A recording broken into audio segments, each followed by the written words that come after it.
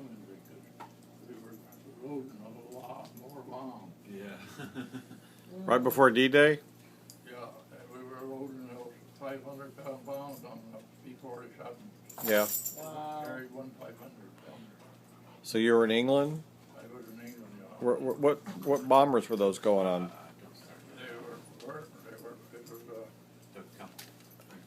was a B-47 fighter bay. Uh-huh. And what's his name? Marie's boyfriend there, David? David. Dave, yeah. He says that Thatcham Airfield is still there. He says Oh, yeah. it's a big airfield now. Hmm. So did you eventually but you eventually went into Europe yourself, right? As a foot soldier? Yeah. You were were you eventually part of you went in after D-Day? D-Day? Yeah. Oh yeah, we were loading bombs. So on D-Day but after D-Day you yourself went into Yeah, well, after they got a foothold over in France, Uh-huh. they closed down this base because they weren't bombing that much anymore. Uh-huh. Because they had taken over the air from the fighter bit and they closed it down. But they moved us down onto a bomber base for a little while. We were down there where then, you remember those buzz bombs? Yep. They come over. You hear one of those. As long as you could hear that thing, you were all Right. You're all right. It was still You flying. hear it going.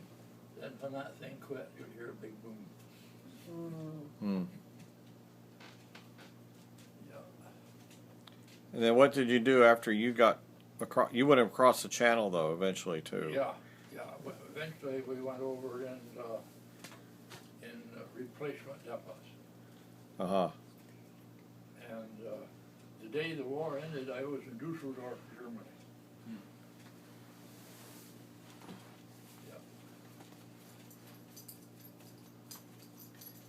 Then that summer, the war was over there. And our whole outfit, I think it's a division, moved us down into the Czechoslovakia. Mm-hmm. Yeah. So what were you doing there? Hmm? What were you doing in Czechoslovakia? Didn't do nothing. Yeah. Didn't do nothing down there. Yeah. They just had us down ready on the Russian front. We were stationed and just outside of Pilsen. Hmm. Yeah.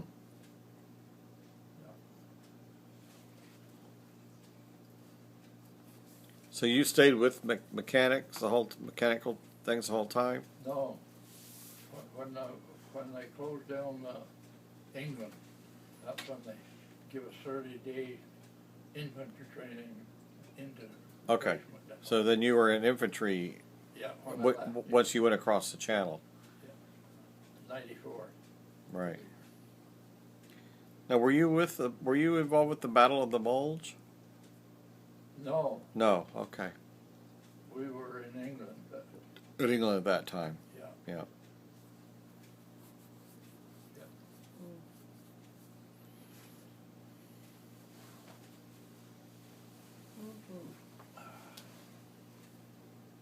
Yeah, had quite an experience. I bet. Yeah, I bet. It's a lot, like 22. Got an eye. Waters.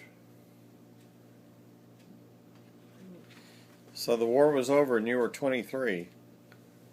What'd you Yeah. do? What'd you do then? Yeah, I landed back Christmas Eve in New York Harbor. Hmm. Yeah. We come back on the Sea Robin. Why, that thing, that was them Liberty ships, you know, they built there. Right. They were built like good. That thing, the sea was rough. That thing would go like that and come down, bang, like a 10 pound on the water. Didn't they build the Liberty ships in South Portland? Yeah, a lot of Yeah, them. they were built in Right. Maine. Yeah, That's what I thought. South Goodness. Portland. I come back on the Sea Robin. Hmm.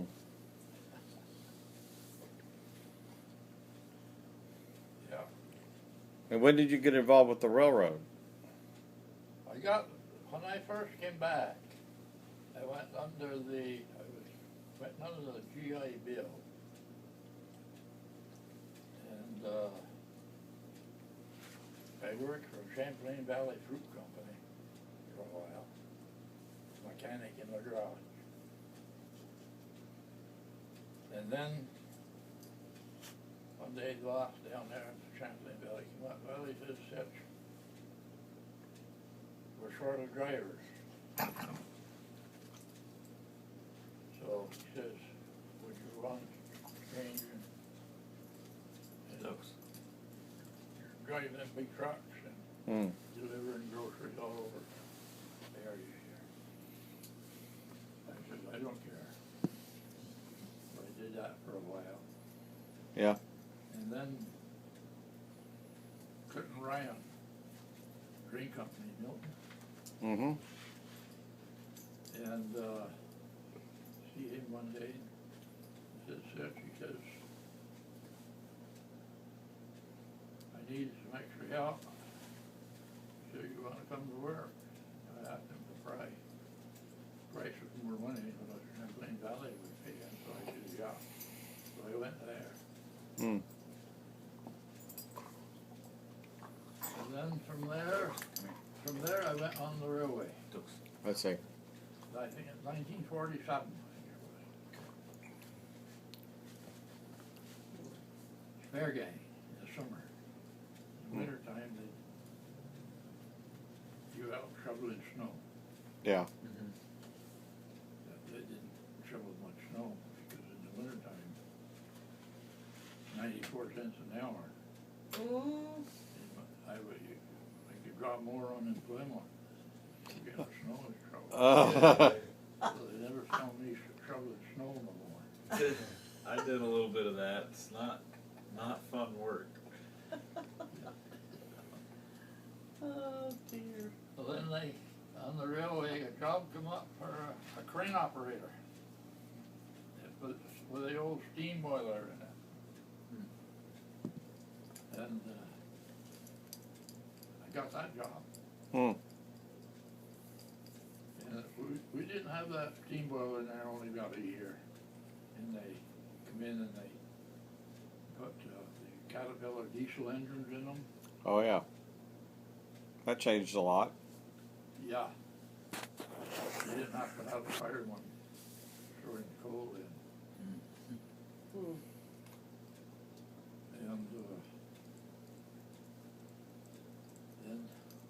And diesel engines in them steam operated crane. The bands on it, and the things that they were all running, that was on bands, you tighten up the band on the thing. Hmm. Well, just like taking a new Ford engine, putting it in a Model T engine. If you work that thing very hard, it gets hot. Yeah. The stuff wouldn't work. That's crazy. Hmm. So then you worked for the railroad until you retired. Yeah, well, I went from there after the crane operator, and I went from there to bridge building and scales repair. Yep. Man, Hmm. kept working my way up through.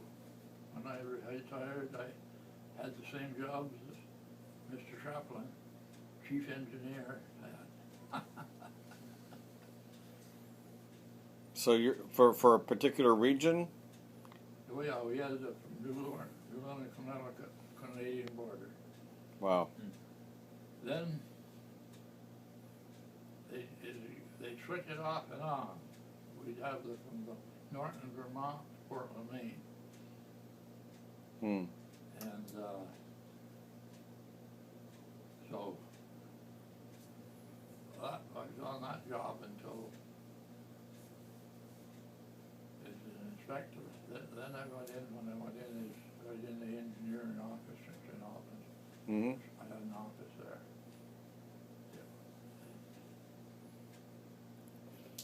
So I saw you have this thing up there. It says "My job." Yeah. It's not my place to run the train. The whistle I can't blow.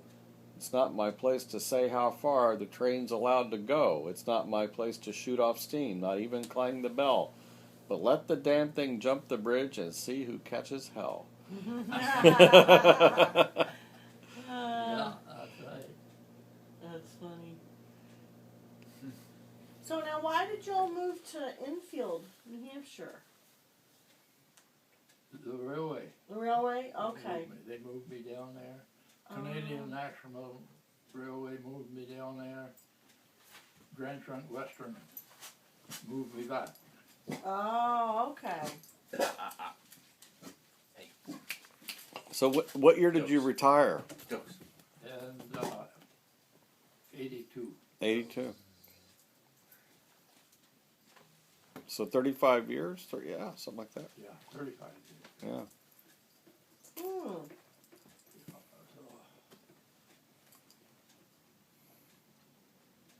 Of course, when I got in, on the CNN, I got in under the Grand Trunk and CNN. I got in under the CNN pension. Ah. So I get a U.S. Railroad retirement and also some from the Grand Trunk. So I get two. That's good. Hmm. Can't spend it all.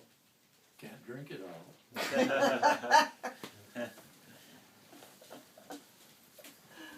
Oh, that's true. Mm. Well, you could, but you wouldn't want to. That's right. Wouldn't be much sense to that.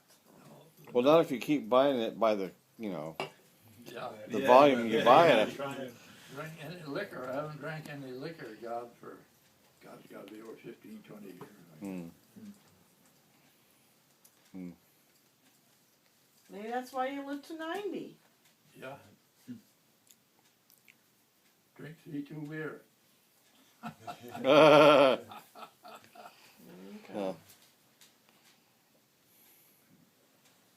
Hmm. About this piece of property, this railway used to own this property. Mm. Yeah, I remember. Did you buy it directly from the railroad? Yeah, I bought it from the railway. Mm. $2,500. Oh my word! Is that a railroad clock? Yeah. Whistles does something during the daylight on every hour. We have a bird clock. I didn't know there was a they made railroad clocks. Wasn't this just a cellar hole when you bought it? This property? No, there used to be a big warehouse in here.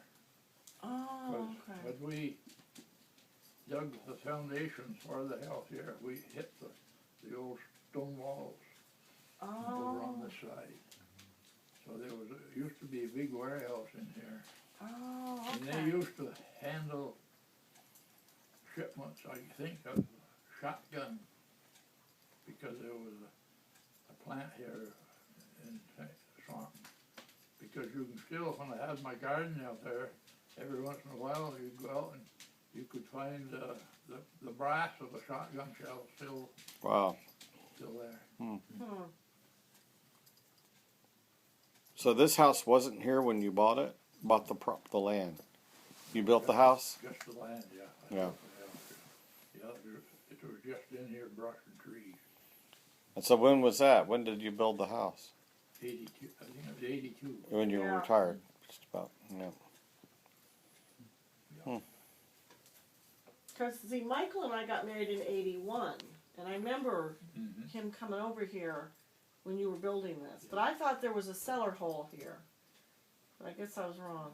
No. Okay.